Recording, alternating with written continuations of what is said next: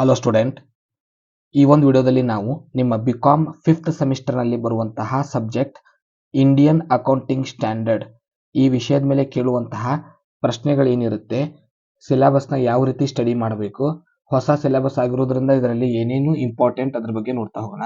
So ಮೊದಲಿಗೆ ಎಲ್ಲ subject ರೀತಿ ಇದರಲ್ಲೂ ಕೂಡ 3 ಸೆಕ್ಷನ್ ಇರುತ್ತೆ. 2 ಮಾರ್ಕ್ಸ್, 5 ಮಾರ್ಕ್ಸ್, 10 ಮಾರ್ಕ್ಸ್. ಇದು ನ್ಯೂಮರಿಕಲ್ ಸಬ್ಜೆಕ್ಟ್. ಸೊ ಆದ್ರಿಂದ ಇದನ್ನ ಇಂಗ್ಲಿಷ್ ಮೀಡಿಯಂನಲ್ಲೇ ಬರಿಬೇಕು. ಇದು ಪ್ರಾಬ್ಲಮ್ಸ್ ರಿಲೇಟೆಡ್ ಸಬ್ಜೆಕ್ಟ್, ಆದ್ರಿಂದ ಇದನ್ನ ಇಂಗ್ಲಿಷ್ ಮೀಡಿಯಂನಲ್ಲೇ ಬರಿಬೇಕು.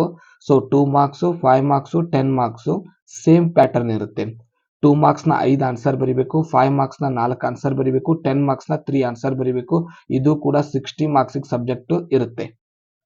ಇದರಲ್ಲಿ ನ್ಯೂಮರಿಕಲ್ ಇರೋದ್ರಿಂದ ಕೇಸ್ ಸ್ಟಡಿ ಕೂಡ ಇರುತ್ತೆ. So case study related subject ಇದು. ಮೊದಲಿಗೆ ಎಷ್ಟು ಯೂನಿಟ್ ಇದೆ ಅಂದ್ರೆ ಇದರಲ್ಲಿ ಟೋಟಲ್ 5 ಯೂನಿಟ್ಸ್ ಇದೆ. ಫಸ್ಟ್ ಮತ್ತು 4th ಯೂನಿಟ್ ಥಿಯರಿ ಇರುತ್ತೆ.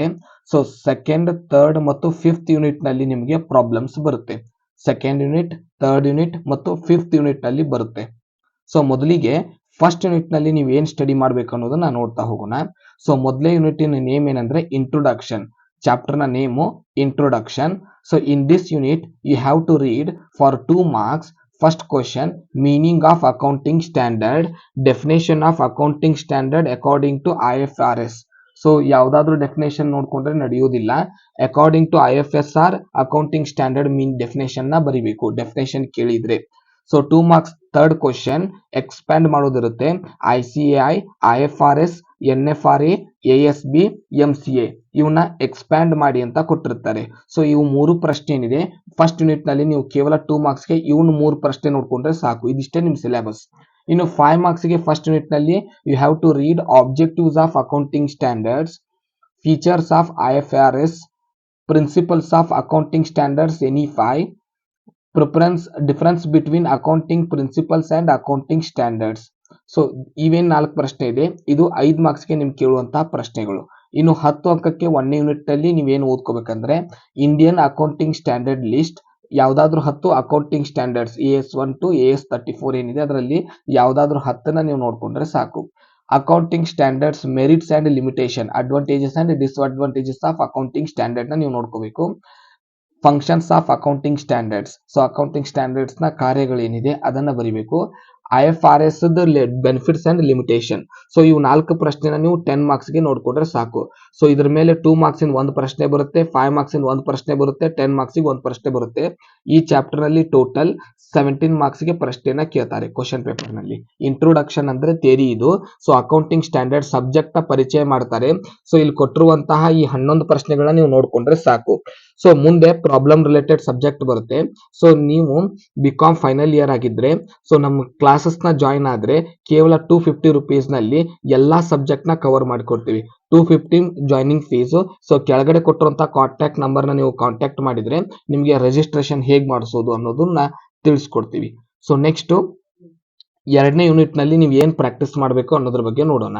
ಸೊ ಸೆಕೆಂಡ್ ಯೂನಿಟಿನ ಹೆಸರು ಏನಂದ್ರೆ preparation of A financial statement.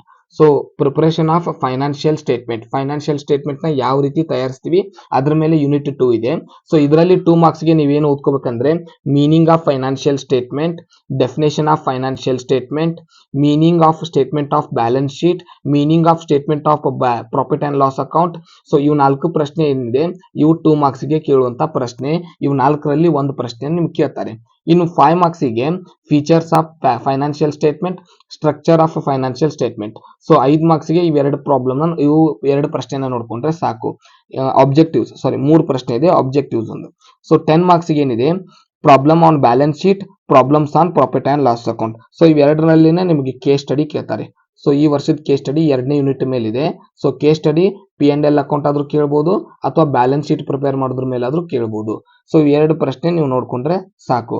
So ಈ ಪಾಠ ಏನಿದೆ 2 ಮಾರ್ಕ್ಸ್ ಮತ್ತು 10 ಮಾರ್ಕ್ಸ್ ಇದೆ. 5 ಮಾರ್ಕ್ಸ್ ಕೇಳೋದು 50-50% ಚಾನ್ಸಸ್ ಕಡಿಮೆ ಇರುತ್ತೆ. ಸೊ 12 ಮಾರ್ಕ್ಸ್ ಮಾತ್ರ ಕಂಪಲ್ಸರಿ ಬರುತ್ತೆ. 10 ಮಾರ್ಕ್ಸ್ ನ್ಯೂಮರಿಕಲ್ ಪ್ರಾಬ್ಲಮ್ ಬರುತ್ತೆ. 2 ಮಾರ್ಕ್ಸ್ ಇವ್ 4ರಲ್ಲೇ ಒಂದು ಪ್ರಶ್ನೆ ಥಿಯರಿಗೆ ಬರುತ್ತೆ. ಸೊ ಇದಕ್ಕೆ ಸಬ್ಜೆಕ್ಟ್ಗೆ ನಿಮ್ಗೆ ಏನಾದ್ರು ನೋಟ್ಸ್ ಬೇಕಂದ್ರೆ ಸೊ ಕನ್ನಡ ಮೀಡಿಯಂ ಆಗಿರ್ಬೋದು, ಇಂಗ್ಲಿಷ್ ಮೀಡಿಯಂ ಆಗಿರ್ಬೋದು, ಎಲ್ಲ ಸಬ್ಜೆಕ್ಟ್ ಆಲ್ ಸಬ್ಜೆಕ್ಟ್ನ ಪರಿಮಳ ಏನು ಇದನ್ನ ಬುಕ್ ಪ್ಲಸ್ ಗೈಡ್ ಮಾಡಿದ್ವಿ. ಈ ಸಲ ಲಾಸ್ಟ್ ಟೈಮ್ ಬರೀ ಗೈಡ್ ಮಾತ್ರ ಮಾಡಿದ್ವಿ. ಸೊ ನಿಮ್ಗೆ ಸ್ಟಡಿಗೆ ಈಸಿ ಆಗಲ್ಲ ಅಂತ ಹೇಳಿ ಬುಕ್ ಪ್ಲಸ್ ಗೈಡ್ ಇದೆ. ಸೊ ಅಂದ್ರೆ ಸ್ಟಾರ್ಟಿಂಗ್ ನಿಮಗೆ ಟೆಕ್ಸ್ಟ್ ಬುಕ್ ಇರುತ್ತೆ, ಅದರ ನೆಕ್ಸ್ಟ್ ಕ್ವಶನ್ ಆನ್ಸರ್ಸ್ ಗೈಡ್ ಇರುತ್ತೆ. ಸೊ ಎರಡೂ ಕೂಡ ಒಂದರಲ್ಲೇ ಇರುತ್ತೆ. ಎಲ್ಲ ಸಬ್ಜೆಕ್ಟ್ನು ಒಂದರಲ್ಲೇ ಮಾಡಲಾಗಿದೆ. ಪ್ರೈಸ್ 500 ಇಟ್ಟಿದ್ದೀವಿ. ಆನ್ಲೈನ್ ರಿಜಿಸ್ಟ್ರೇಷನ್ ಮಾಡಿಸ್ಬೇಕು. ಬುಕ್ ಡೆಲಿವರಿಗೆ 10+ ಡೇಸ್ ಆಗುತ್ತೆ, ಯಾಕಂದ್ರೆ ಆಲ್ರೆಡಿ ಬುಕ್ಕಿಂಗ್ ಇದೆ. ಕೇವಲ 200 ಕಾಪೀಸ್ ಅಷ್ಟೇ ನಾವು ಪ್ರಿಂಟ್ ಮಾಡಿಸಿದೀವಿ ಈ ಸಲ. So because of the GST limitation. So ಆದ್ರಿಂದ 5th ಸೆಮಿಸ್ಟರ್ ಕನ್ನಡ ಮೀಡಿಯಂ ಅಥವಾ ಇಂಗ್ಲಿಷ್ ಮೀಡಿಯಂ ಬುಕ್ ಬೇಕಂದ್ರೆ ನಮ್ಮ ನಂಬರ್ಗೆ ಕಾಂಟ್ಯಾಕ್ಟ್ ಮಾಡಿ. ಕೆಳಗಡೆ ವಿಡಿಯೋದಲ್ಲಿರುವಂತಹ ನಂಬರ್ಗೆ ಕಾಂಟ್ಯಾಕ್ಟ್ ಮಾಡಿದ್ರೆ ನಿಮಗೆ ಬುಕ್ ಸಿಗುತ್ತೆ. ಇನ್ನು ನೆಕ್ಸ್ಟ್ 3ನೇ ಯೂನಿಟ್ ನಲ್ಲಿ ಏನೇನು ಪ್ರಶ್ನೆಗಳು ಬರುತ್ತೆ ನೋಡೋಣ. ಸೊ ಫಸ್ಟ್ ಯೂನಿಟ್ ಪೂರ್ತಿಯಾಗಿ ಥಿಯರಿ ಇರುತ್ತೆ, 17 ಮಾರ್ಕ್ಸ್ ಬರುತ್ತೆ. ಸೆಕೆಂಡ್ ಯೂನಿಟ್ ಏನಿದೆ 12 ಮಾರ್ಕ್ಸ್ ಬರುತ್ತೆ. ಒಂದು 2 ಮಾರ್ಕ್ಸ್ಗೆ ಥಿಯರಿ, ಒಂದು 10 ಮಾರ್ಕ್ಸ್ಗೆ ಪ್ರಾಬ್ಲಮ್. ಎರಡು ಪ್ರಾಬ್ಲಮ್ನ ನೀವು ಪ್ರಾಕ್ಟೀಸ್ ಮಾಡಬೇಕು. ಒಂದು statement of profit and loss account, ಇನ್ನೊಂದು ಸ್ಟೇಟ್ಮೆಂಟ್ ಆಫ್ ಬ್ಯಾಲೆನ್ಸ್ ಶೀಟ್.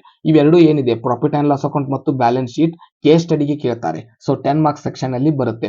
ಇನ್ನು ಥರ್ಡ್ ಯೂನಿಟ್ ಏನಿದೆ provisions for item appear in balance sheet.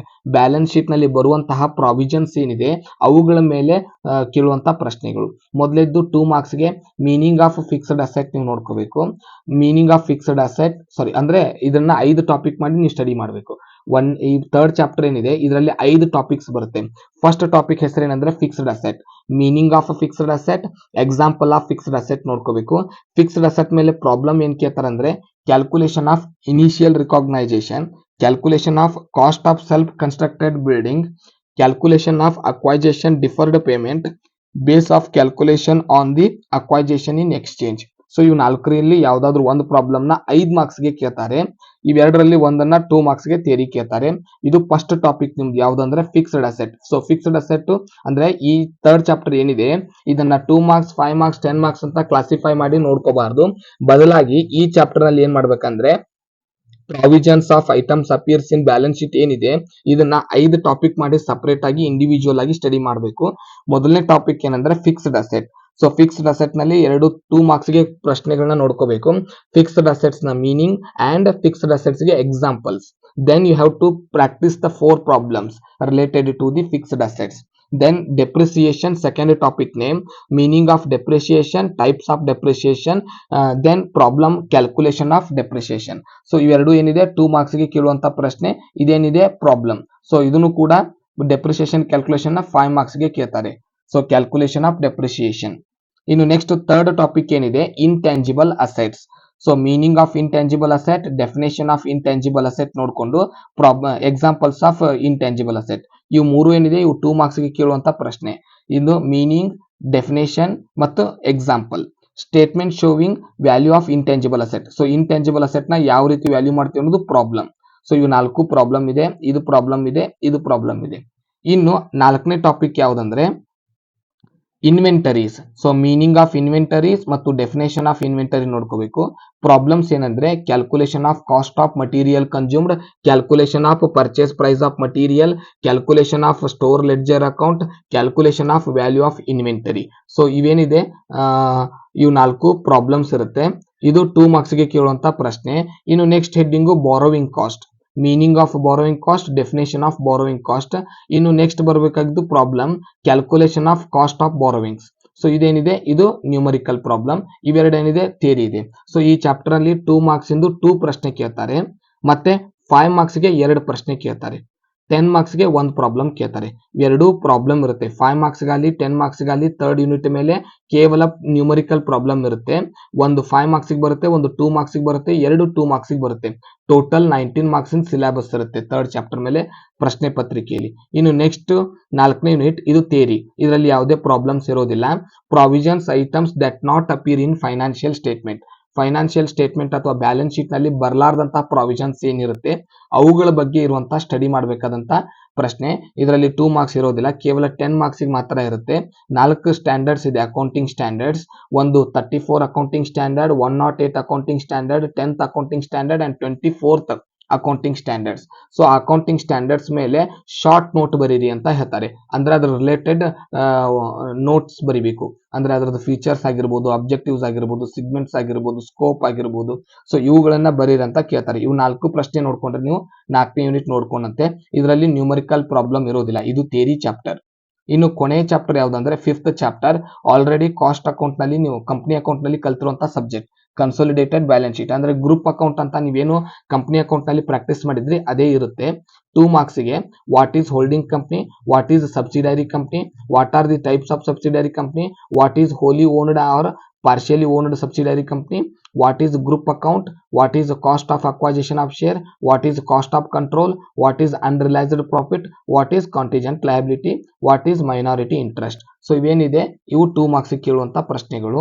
ಇನ್ನು 5 ಮಾರ್ಕ್ಸ್ ಗೆ ಮೈನಾರಿಟಿ ಇಂಟ್ರೆಸ್ಟ್ ಚಾರ್ಟ್ ನ ಪ್ರಿಪೇರ್ ಮಾಡೋದು, ಗುಡ್ ವಿಲ್ ಅಥವಾ ಕ್ಯಾಪಿಟಲ್ ರಿಸರ್ವ್ ನ ಫೈಂಡ್ ಮಾಡೋದು. ಸೊ ಇವೇನಿದೆ 5 ಮಾರ್ಕ್ಸ್ ಕೇಳುವಂತ ಪ್ರಾಬ್ಲಮ್. 10 ಮಾರ್ಕ್ಸ್ ಗೆ ಕನ್ಸೋಲಿಡೇಟೆಡ್ ಬ್ಯಾಲೆನ್ಸ್ ಶೀಟ್ ಹಾಕೋದಿರುತ್ತೆ. ಸೊ ಬ್ಯಾಲೆನ್ಸ್ ಶೀಟ್ ನು 10 ಮಾರ್ಕ್ಸ್ ಕೇಳ್ತಾರೆ. ಸೊ ಇದು ಕೂಡ ಕಂಪಲ್ಸರಿ ಇರುತ್ತೆ 10 ಮಾರ್ಕ್ಸ್ ಮತ್ತು 5 ಮಾರ್ಕ್ಸ್ ಗೆ. 2 ಮಾರ್ಕ್ಸ್ ಕೂಡ ಒಂದು ಇದ್ರ ಮೇಲೆ ಕಂಪಲ್ಸರಿ ಇರುತ್ತೆ. ಸೊ ಟೋಟಲ್ 17 ಮಾರ್ಕ್ಸ್ ಸಬ್ಜೆಕ್ಟ್ ಇದು. ಸೊ ಟೋಟಲ್ ನೀವು ಚಾಯ್ಸ್ ಬಿಟ್ಟು ಇವುಗಳನ್ನ ಪ್ರಾಕ್ಟೀಸ್ ಮಾಡಬಹುದು.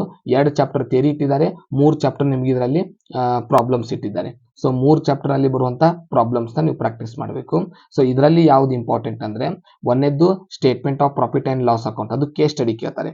So statement of profit and loss account ಮತ್ತೆ balance sheet, statement of balance sheet, consolidated balance sheet, ಇವು 3 ಏನಿದೆ ಇವು ಕಂಪಲ್ಸರಿ ನೀವು ಪ್ರಿಪೇರ್ ಮಾಡಲೇಬೇಕು.